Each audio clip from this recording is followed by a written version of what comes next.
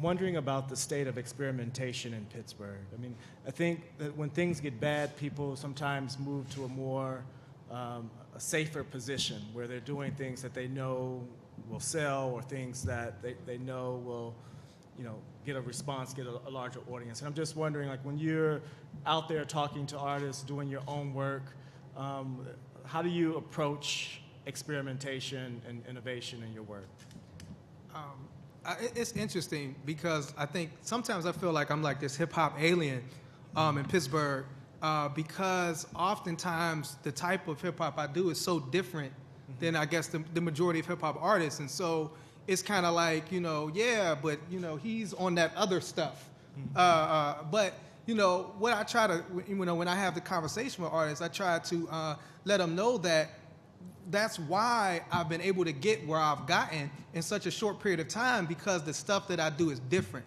And I think, like, I almost feel like I'm in the carpool lane in a sense that the type of music I do, because not a lot of other people do it, I can just kind of go as fast as I can down the road. But if you're talking about what every other artist is talking about, it's going to take a longer time for you to get noticed because it's a traffic jam where you got everybody and their moms talking about it, all of these issues that you're trying to talk about. So that's one of the things that I do is mentor younger artists and especially younger MCs.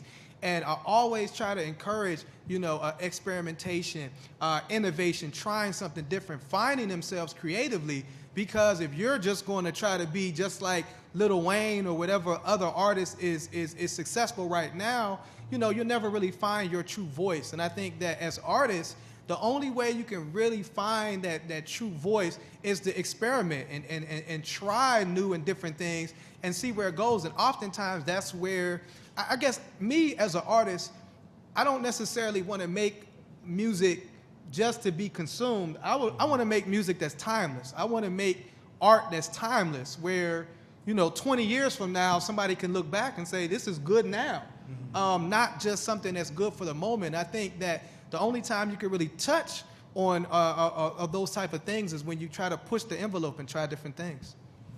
I agree with what Jasari was talking about, and I had some very wise people who have told me, as a musician, and as a young musician, oftentimes, for any young musician, really you don't have your own voice. A lot of times, you're mimicking what you hear and what you listen to, and people have told me, some wise people like Wynton Marsalis is one of them, to find your own voice in your music.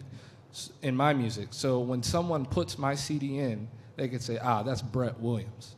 You know what I mean? So being innovative and experimenting I enjoy it. I like, being versatile, and I think that's a big thing, especially in music.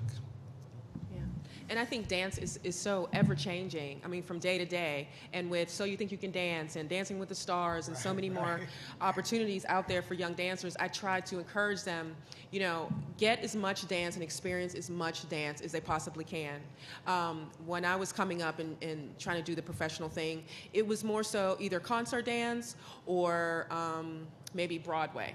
But now there's so much out there. They can go to California, they can go to Vegas, they can do this, they could do videos, they could teach, so there's so much out there for dancers. So I really try to encourage them to get out there, see as much as they can see, experiment, try this particular company, try that particular company, try this style of dance until they find their niche and really find where they fit.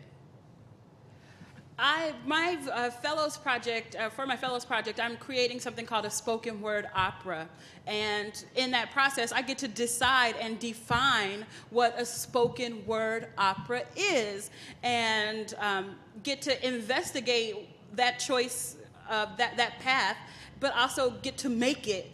And it's exciting.